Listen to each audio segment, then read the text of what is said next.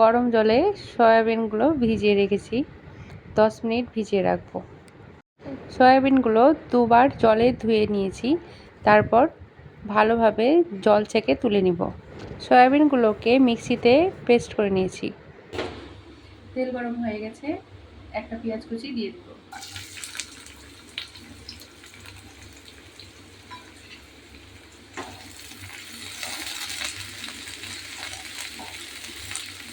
পেঁয়াজগুলো হালকা লাল হয়ে গেলে আদা রসুন লঙ্কার পেস্ট দিয়ে দিলাম।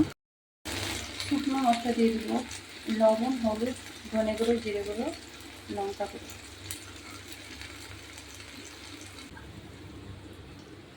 মিক্সিতে গ্রাইন্ড করে রাখা সয়াবিনগুলো দিয়ে দেব। 3 থেকে 4 মিনিট ভালোভাবে নেড়ে নিতে হবে। 3 মিনিট হয়ে গেছে, এখানে আমি একটা আলু সেদ্ধ করে ভেঙে রেখেছি, দিয়ে দেবো এবার। 2 মিনিট নাড়াচাড়া করে নেব, তারপর অল্প পরিমাণে গরম মশলা গুঁড়ো দিয়ে দেব।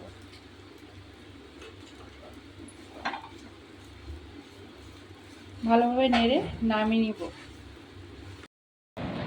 ঠান্ডা হয়ে গেলে কাটলেটের সেট দিয়ে দেব।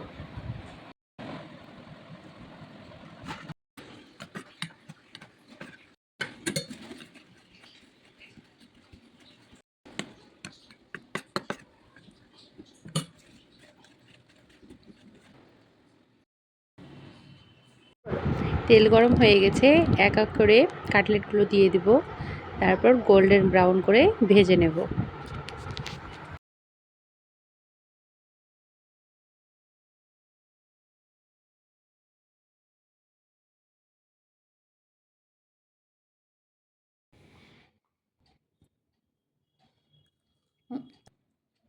দারুণ খেতে। লাইক, কমেন্ট, শেয়ার, সাবস্ক্রাইব করে আমাদের পাশে থাকবেন।